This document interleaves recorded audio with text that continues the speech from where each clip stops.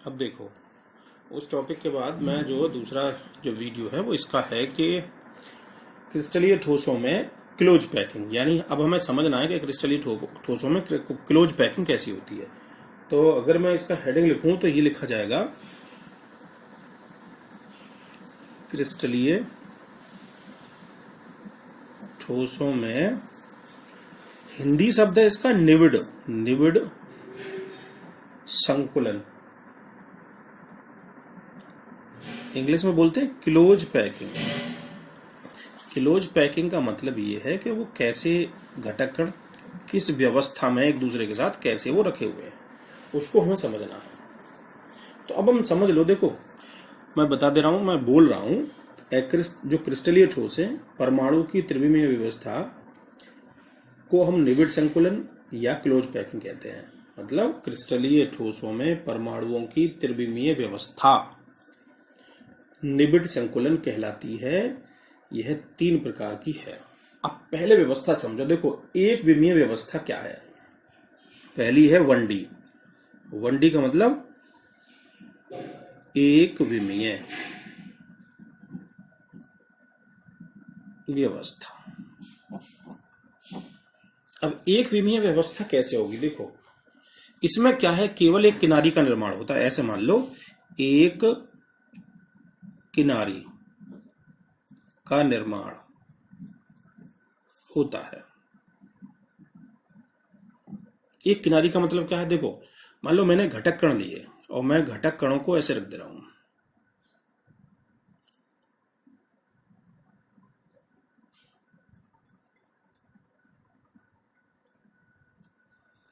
ये मैंने एक परत, मतलब एक लेयर, एक लाइन बना दो घटक कणों की, तो वो एक विमीय व्यवस्था कहलाएगी। चाहो तो तुम इस लाइन को इस दिशा में बना दो, चाहो तो इस लाइन को ऐसे ना बना के नीचे की तरफ बना दो।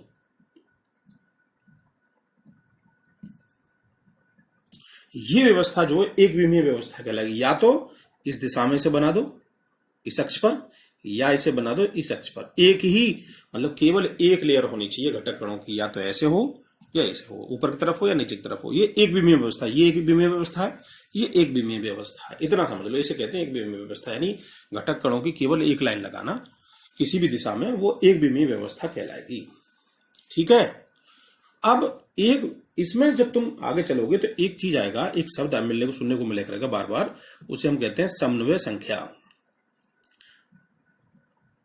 समन्वय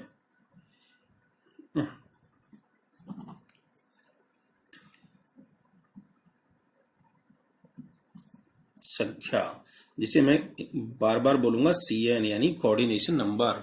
समन्वय संख्या होती है कि किसी भी क्रिस्टल में एक घटक कण को टच करने वाले अन्य घटक कणों की संख्या। मतलब तुम देखो जरा, मैं इस घटक कण को देखता हूं, इस घटक कण को कितने घटक कण टच कर रहे हैं? तो ये कर रहा है और एक ये कर रहा है। तो इसलिए एक विमीय व्यवस्था में जो CN होती है, यानी समन्वय संख्या, वो 2 होती है। क्योंकि द्विविमीय व्यवस्था, एक विमीय व्यवस्था में एक घटक कण को 2 टच करते हैं हमेशा। कोई सा उठा लो, अगले वाले घटक कण को ले लो, इसे भी 2 टच कर रहे हैं। इसे हमें किनारे वाले से मतलब नहीं है, क्योंकि हमें तो मिडिल में देखना है। इधर देख लो, इसको देखो 2 टच कर रहे हैं, ऊपर और एक नीचे। इसे देखोगे तो ये 2 टच कर रहे हैं। तो एक विमीय व्यवस्था में CN बराबर 2 होती है, क्योंकि इसमें घटक कण, एक घटक कण को 2 घटक कण आपस में टच करते हैं। तो एक विमीय व्यवस्था समझ में आई। केवल तुम मान लो, वो जो खेलने वाली कोई सी भी बॉल ले लो, एक साइज की बॉल हो, उनकी एक लेयर बना दो किसी भी दिशा में, जो तुम्हारी समझ में आती हो, वो एक विमीय व्यवस्था है। चाहे तो ऐसे लगा दो, चाहे ऐसे लगा दो, और हर जब पास पास रहोगे तो एक बॉल को 2 बॉल टच करेंगे, वो एक विमीय व्यवस्था कहलाएगी। अब है 2D व्यवस्था। 2D का मतलब द्विविमीय। अब द्विविमीय व्यवस्था जो है वो 2 टाइप की होगी। देखो, 2D जो है वो अरेंजमेंट, वो 2 टाइप का होता है। कैसे? अब उसको मैं समझाता हूं। एक तो होता है वर्गीय। कैसा? वर्गीय जालक। और एक होता है षटकोणीय। षटकोणीय जालक। अब इसको समझो तुम जरा। मैंने क्या काम करा है, मैं बना के दिखा रहा हूं। मैंने एक लेयर लगाई घटक कणों की, अब बात को समझना, इसीलिए मैं ऐसे बना के दिखा रहा हूँ, नहीं तो मैं फोटो चेक करके भेज दूंगा, मुझे कोई दिक्कत ना लग रही। ये घटक कणों की एक व्यवस्था है, एक अरेंजमेंट, तो एक विमीय व्यवस्था हो गई। अब मैंने क्या काम करा, इसी के बिल्कुल नीचे ऐसे ही घटक कणों की एक परत और लगाई।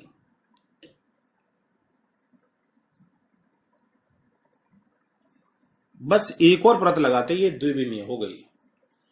अब तुम कितनी परत इसके नीचे लगाते चले जाओ तो ये द्विविमीय व्यवस्था ही कहलाएगी। मान लो मैंने एक लेयर और बना दी, एक और बना दे रहा हूं मैं, लेकिन ध्यान रखना पहले वाले घटक कण के नीचे ही आनी चाहिए पहली वाली परत, पहली के नीचे दूसरी, दूसरी के नीचे तीसरी, बिल्कुल सेम आनी चाहिए। तो ये वर्गीय व्यवस्था है। अब वर्गीय कैसे, देखो ध्यान से देखो जरा, ये घटक कण सब एक ही साइज के होते हैं, इतना तुम समझ लो, है ना। अगर मैं इन घटक कणों के कोनों को मिलाऊं तो देखो, जब घटक कण बराबर हैं तो ये जो लाइन है, ये जो बन के आएगा, ये वर्ग बनेगा ना बनेगा, तो ये वर्गाकार हुई ना हुई, ये इकाई सेल कैसी हुई, वर्गीय हुई ना हुई, ये वर्ग हुआ ना हुआ, ठीक है।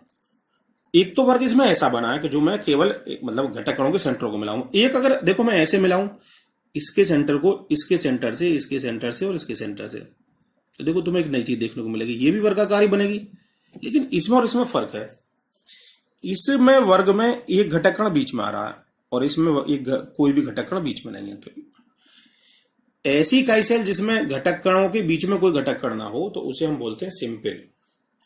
लेकिन अगर ऐसी इकाई सेल हो तो उसे हम बोलते हैं केंद्रीय इकाई सेल। तो ये जो है ये सेंटर्ड इकाई सेल है, क्योंकि इसके सेंटर में भी कोई है, ये भी द्विविमीय है, ये भी द्विविमीय है, ये भी वर्गाकार है, ये भी वर्गाकार है। बस फर्क इतना है कि ये सिंपल है और ये सेंटर्ड है, इसके सेंटर में भी कोई घटक कण रखा है। तो वर्गाकार कैसे बनेगी, एक घटक कणों की लेयर, उसके नीचे बिल्कुल सेम टू सेम वैसी लेयर, फिर दूसरी लेयर के बाद तीसरी लेयर, कितनी लगाते चले जाओ तो द्विविमीय बन जाएगी, और उनके सेंटरों को मिलाओ तो वर्ग का एक वर्ग बन जाएगा, इसलिए इसे कहा जाता है वर्गीय। लेकिन ये द्विविमीय व्यवस्था है। अच्छा, इसमें CN देखो कितनी है, इसमें CN है 4। 4 कैसे दिख रही, देखो जो सेंटर वाला घटक कण है उसको 4 टच कर रहे हैं, 1 2 3 और 1 4 दिखाई दे रहे होंगे तुम्हें। इसको किसी भी सेंटर वाले घटक कण को देख लो, उसके 4 टच करने वाले घटक कण अन्य रखे हैं। और मैंने तुम्हें यही बताया था, CN बराबर होती है किसी भी क्रिस्टल में एक घटक कण को छूने वाले अन्य घटक कणों की संख्या, तो उसे जितने टच करते हैं वो कहलाती है। तो वर्गाकार होगी। वर्गाकार में 2 प्रकार की इकाई सेल बताई मैंने, सिंपल वर्गाकार और एक केंद्रीय वर्गाकार। केंद्रीय का मतलब केंद्र में भी उनके में घटक कण है।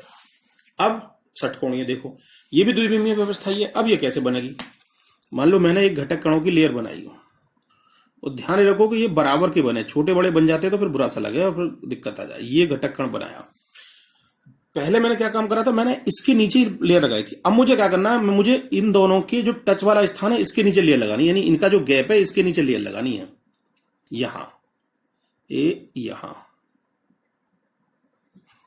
ये जो इनका गैप वाला स्थान है इनके नीचे लगानी। ये दूसरी लेयर हो गई। अब तीसरी लेयर में मुझे इन दोनों के टच के स्थान के नीचे लगानी है, यहां।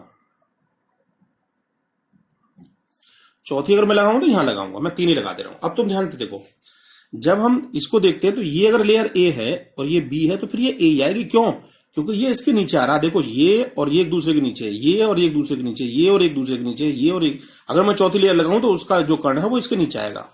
तो बात समझ रहे हो मैं क्या कर रहा हूं। इसकी जो व्यवस्था है वो सब AA टाइप की है, सारे कण एक ही जैसे, सारी परत, पहली परत के नीचे बिल्कुल सेम टू सेम दूसरी, दूसरी के नीचे तीसरी, ऐसे लगी हुई है। लेकिन यहां व्यवस्था अलग है, पहली जो परत है उसके जो दोनों के टच वाला स्थान है उसके नीचे दूसरी परत, दूसरी परत के टच वालों के नीचे तीसरी परत, तीसरी के टच वालों के नीचे चौथी परत। और जब इस हिसाब से लगाते जाओगे तो दूसरी जो परत है वो तो मतलब पहली और तीसरी परत एक दूसरे के बराबर आती चली जाएंगी। अब मैंने इसे षटकोणीय क्यों कहा, अगर मैं इनके सेंटरों को मिलाऊं, देखो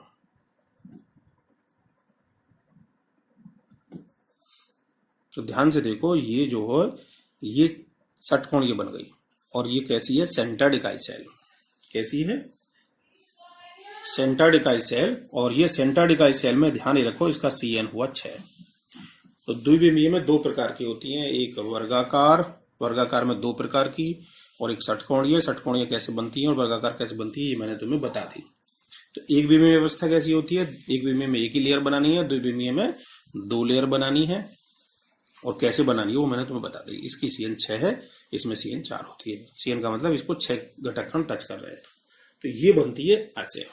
अब अगर मान लो तुम्हें त्रिविमीय बनानी, अब तीसरी होती है 3D। 3D कॉपी पे बनाना बड़ा मुश्किल है। अब 3D कैसे बनेगी? देखो, अगर कभी भी 3D बनानी हो तो मैं तुम्हें बता दूं, तुम अपने आप ही बना सकते हो 3D। 4 नींबू लो और चारों नींबुओं को ऐसे एक दूसरे से सटा के रखो, ठीक है? मतलब मान लो इसमें एक सुई फंसा दी, इसमें एक सुई फंसा दी, और 2 नींबुओं में एक सुई फंसा कर रख दो, इस 2 नींबुओं में एक सुई फंसा कर रख दो, तो इनको पास पास रखो, तो ये द्विविमीय व्यवस्था है। अब 4 नींबू लो, बिल्कुल इसी के इनके ऊपर रख दो, ऐसे के ऐसे ही, मतलब जैसे ये नींबू है इनके ऊपर ही 4 नए नींबू रख दिए जहां, तो तुम देखोगे वो त्रिविमीय व्यवस्था बनेगी। मतलब देखो, द्विविमीय में क्या हुआ, एक लेयर के पीछे दूसरी, दूसरे के पीछे तीसरी। यहां क्या होगा 3D में, जो लेयर एक दूसरे के पीछे, एक के पीछे दूसरी, दूसरी के पीछे तीसरी, उनके ऊपर और लेयर रखी जाएगी। जैसे मान लो एक कमरा है तुम्हारे पास, उस कमरे में पूरे में फुटबॉल, एक साइज की फुटबॉल एक दूसरे के नीचे पीछे लगाते चले जाओ।